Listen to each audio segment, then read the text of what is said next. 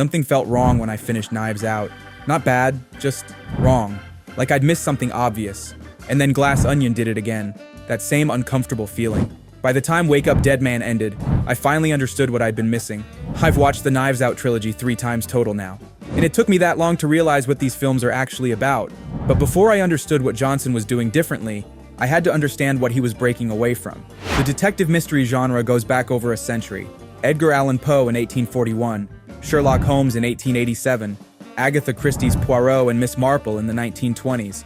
They had actual written rules, Knox's Commandments, Van Dyne's 20 Rules. These weren't suggestions, these were the law of whodunit storytelling. The reader should have access to all the clues the detective has. No secret passages revealed at the end, no evil twin that was never mentioned. Fair play. All of these stories shared common DNA, a closed circle of suspects, a brilliant detective who sees what others miss, and that final gathering where all is revealed. But here's what took me years to understand. These movies were never actually about the puzzle. They were about what the puzzle revealed about the people trapped inside it. Because by the 2000s, the detective mystery had almost disappeared from theaters. Think about it. When was the last time you saw a traditional whodunit before Knives Out? The mid-budget movie for adults had vanished. Studios wanted either $200 million tentpoles or tiny indie films. A $40 million detective mystery with a stacked cast and no IP recognition? That seemed like financial suicide. And one filmmaker saw that abandoned space and realized something everyone else had missed. After finishing The Last Jedi, Rian Johnson felt creatively exhausted. Years inside massive franchise machinery, dealing with expectations, canon debates, constant internet discourse. Instead of going bigger for his next project, he wanted to go smaller. His question was simple. What kind of movie reminds me why I loved films in the first place? The answer came from his childhood, Agatha Christie novels, classic whodunits where everyone had motives and dialogue mattered more than spectacle. What were the overheard words by the Nazi child, man in the bathroom? When Johnson pitched Knives Out to studios, people thought the murder mystery was musty. Nobody was making these films anymore. But Johnson had been thinking about this project since Brick in 2005. But Johnson had a strange creative process, one that would define the entire trilogy. Each Knives Out film is named after a rock song. Johnson doesn't just pick these titles because they sound cool. He said in interviews that the titles come before the stories. He hears a song, Wake up, dead man, feels a specific emotional texture, and builds the entire film around that feeling. The music shapes the filmmaking, not the other way around. And there's something else. Johnson doesn't plan these as a trilogy. There's no master outline, no 5-movie arc. He makes one, sees if it works, then asks, what corner of society should Blanc investigate next? Knives Out became his attempt to revive the classic whodunit. But, and this is crucial, without nostalgia cosplay. He didn't want a period piece. He wanted a murder mystery that felt urgent and relevant to right now. The result? $311 million worldwide against a $40 million budget. 97% on Rotten Tomatoes. But those numbers don't tell you why it worked. To understand that, we need to look at what Johnson actually did with the first film. The title comes from a Radiohead track, slow building paranoia, layers creating unease. And you can feel that in every frame. Most detective movies follow a simple path. Murder happens, investigation begins, detective solves it, killer revealed. Knives Out starts that way. When Harlan Thrombey dies, the setup seems standard. Rich family, mysterious death, detective arrives. But then, Johnson does something that completely changed how I watch mysteries. He shifts the emotional center away from the detective. He makes me care about Marta Cabrera more than solving the mystery. And here's the thing. I didn't even notice it happening at first. See, traditional detective movies keep the detective as the emotional core. We watch them solve the puzzle, we admire their brilliance, but we're always observers, watching someone smart figure things out. Johnson made a different choice. Marta becomes our lens into the Thrombey family. She works for a living, cares without expecting reward, has no safety net, and the movie contrasts her earned dignity with the Thrombeys' assumed entitlement. The Thrombeys say all the right things. They support immigrants, believe in fairness, claim moral superiority, but when the inheritance gets removed, those beliefs collapse instantly. Did Harlan tell you he was going to cut you out of the will? Yep. Up your ass, Joni. I wasn't practicing. Look at how they treat Marta.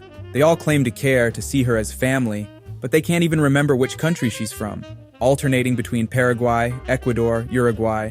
My entire ownership of Blood Like Wine Publishing, I leave in its entirety to Marta Cabrera. Harlan was the only one who actually saw her. To his children, she's invisible. She only exists as a function. There's a board game scene where Harlan asks why he can't beat Marta. She replies, Because I'm not playing to beat you, I'm playing to build a beautiful pattern. That's the thesis. And Johnson makes this literal.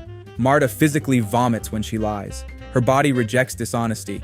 In a world full of people who lie effortlessly, she's incapable of the fundamental skill required to navigate their world. Because we're emotionally attached to Marta, Johnson pulls off his biggest trick. Traditional detective movies follow 3 acts: murder, investigation, confession.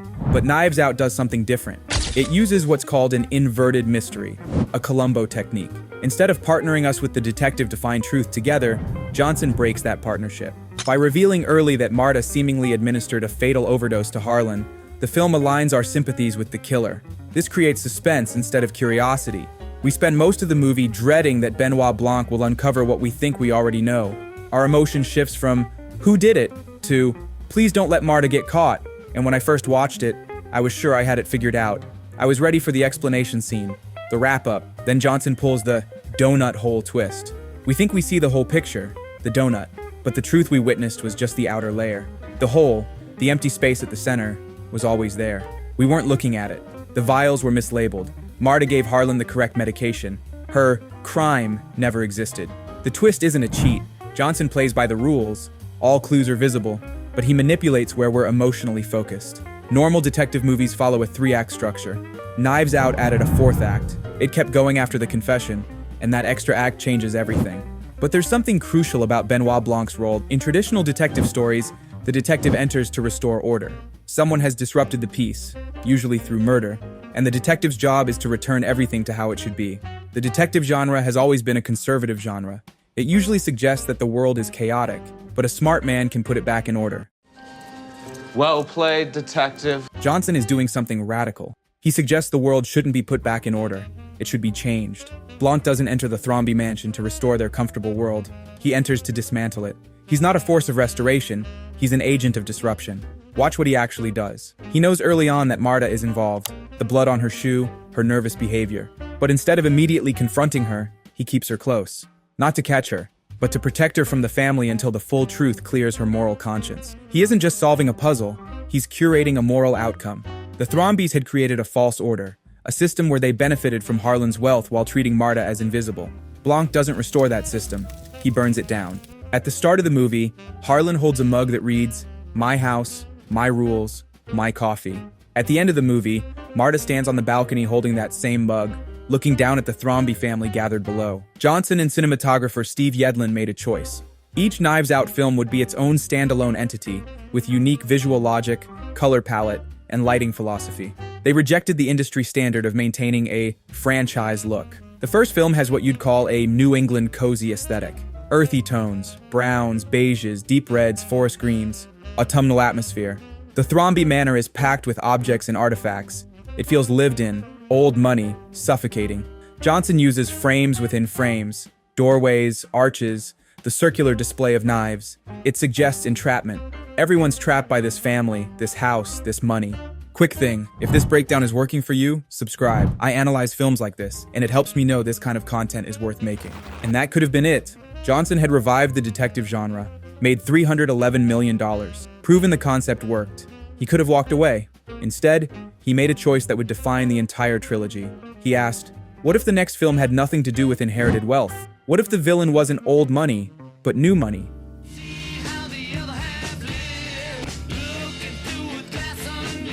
Glass Onion takes its title from the Beatles, a song about peeling back layers only to discover there's nothing substantial at the center. The Beatles wrote it as a response to fans overanalyzing their lyrics, essentially saying, sometimes a glass onion is just a glass onion. That's the entire movie. If the first film asked, how does inherited privilege protect bad people?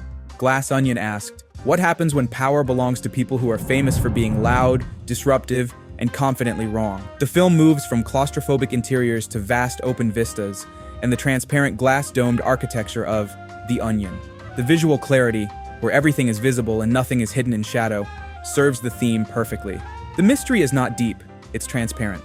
Everything is right there if you just look. Johnson wrote this during the pandemic, and you can feel that influence everywhere. But the visual shift wasn't the only thing Johnson was experimenting with. He was about to break the structure itself. If Knives Out was an exercise in inversion, Glass Onion is an exercise in structural fugue. The film establishes a linear narrative involving Miles Braun and his guests on a Greek island. But at the film's precise midpoint, coinciding with a gunshot and a blackout, the narrative literally rewinds. The film stops, pulls back, and replays the first half from an entirely different perspective. And when that happened, I actually said out loud, "Wait, what?" Because this hard reset reveals that Benoit Blanc hasn't been a passive observer. He's been an active conspirator. This structure mirrors the film's central metaphor, the glass onion. The mystery appears complex and layered on the outside, but the center is transparent and visible from the beginning. Just as the glass onion structure is hollow, Miles Braun's genius is a fabrication. The film argues that modern power rarely belongs to the smartest people. It belongs to the loudest, most self-assured ones. Miles Braun builds his empire by taking credit for other people's ideas, creating chaos and spectacle, and surrounding himself with people who depend on him. Everyone knows he lacks depth. No one challenges him because their comfort depends on his myth. There's a moment when Benoit Blanc literally says to Miles's face, Miles Braun is an idiot. "Not a complex criminal mastermind, not a genius playing 4D chess, an idiot." And that's the twist. The entire complex mystery is just an idiot trying to cover his tracks in the most obvious way possible. Everyone around him works overtime to make his stupidity look like brilliance, because their livelihoods depend on it. What makes Miles dangerous isn't intelligence. It's that he has money, and a system of enablers who profit from maintaining his myth. Miles Braun isn't an exaggeration. He's a photograph. We live in the era of the glass onion CEO. Leaders who are terrified you'll realize they're just Googling the answers like the rest of us. The film makes a harsh modern point. Bad ideas survive when many people benefit from pretending they work. Miles Braun is obsessed with being seen as a Renaissance man. He installs the Mona Lisa in his private study so he can bask in its reflected glory. The ending isn't just about destroying Miles's reputation. It's about Helen, a teacher, destroying the most culturally valuable object in human history to save her sister's legacy. It proves the theme.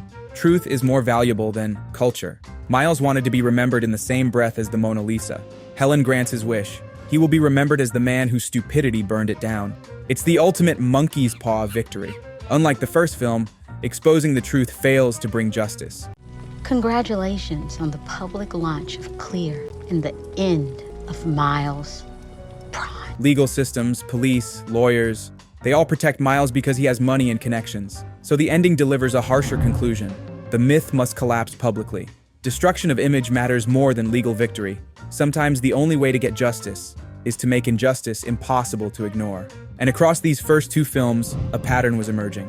Johnson kept stripping away the things detective stories usually rely on. Certainty in film 1, brilliance in film 2. The third film would strip away something even more fundamental.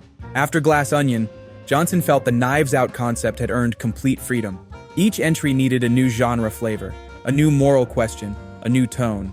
The title comes from U2's darkest song, a prayer to God that goes unanswered. That became Father Judge's Crisis of Faith. The first film tackled inherited privilege. The second tackled performative intelligence.